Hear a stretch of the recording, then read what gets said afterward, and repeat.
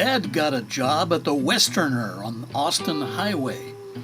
My family lived across the street at a motel called the Victory Courts. They had coin-operated TVs. A quarter got you 2 hours of programming.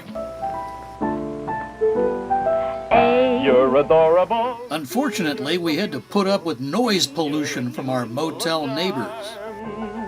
It's like I had to marry you. Oh, no, Daddy. You and Marie are both a couple of sluts.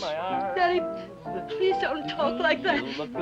What are you good for? You can't even get up in the morning and cook my breakfast. I will, Doc. I will. You won't even sweep the floors till some bozo comes along and makes love to Marie.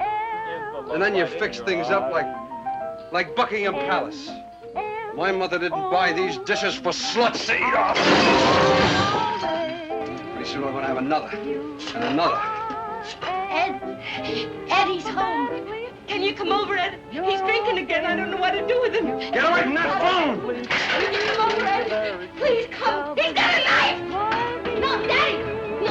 No, Doc, please, Daddy. That's the right telephone. Tell the whole world that I'm drunk. Scream your head off, you fat slut.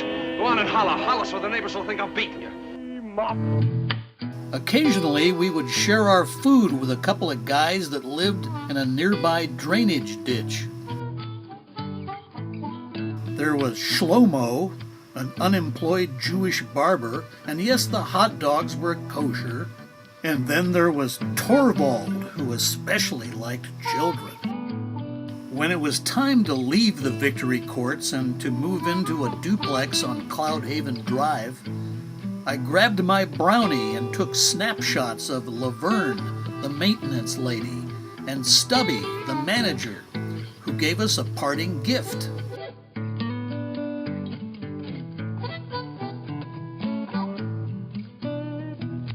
That's my sister and I acting out roles we'd seen in recent movies. I'm the soft-boiled Mickey Spillane private eye, guarding a container of atomic fireballs from commie spies.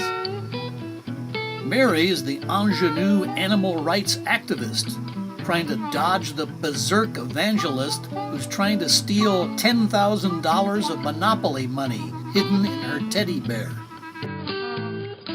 Mom's avant-garde photographic composition in these snapshots seems to be based on her idea of buying clothes for us that are a size too big. Therefore, all the space above our heads is room for us to grow into.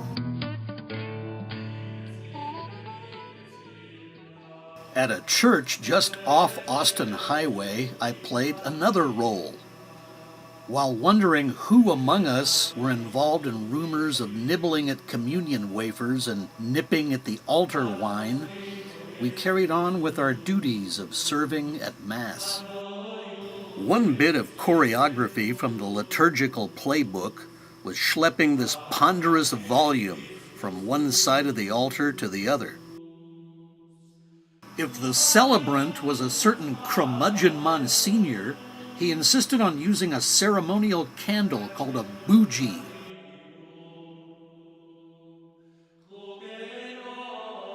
We servers had to boogie with the bougie as well as with the altar missile.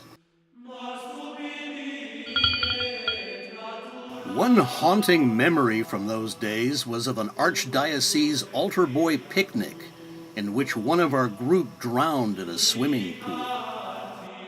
The bereaved family lived in Cementville, a housing area for largely Mexican-American employees of Alamos Cement Company.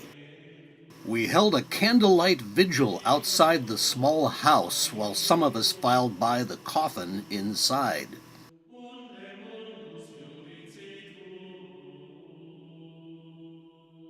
The blue face of the corpse was visible through a sheet of cellophane that covered his pine box. A small electric fan caused that thin plastic cover, and also our youthful sense of invincibility, to gently quiver.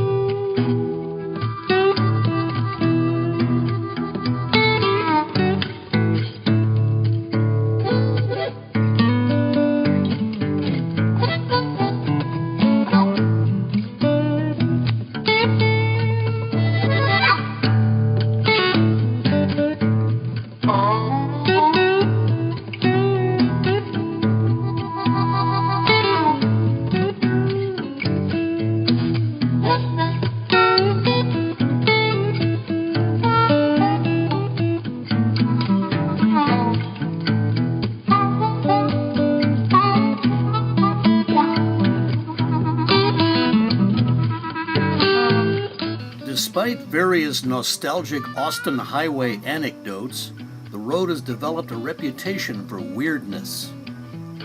However, there may not be any more eccentricity and paranoia here than on any other street.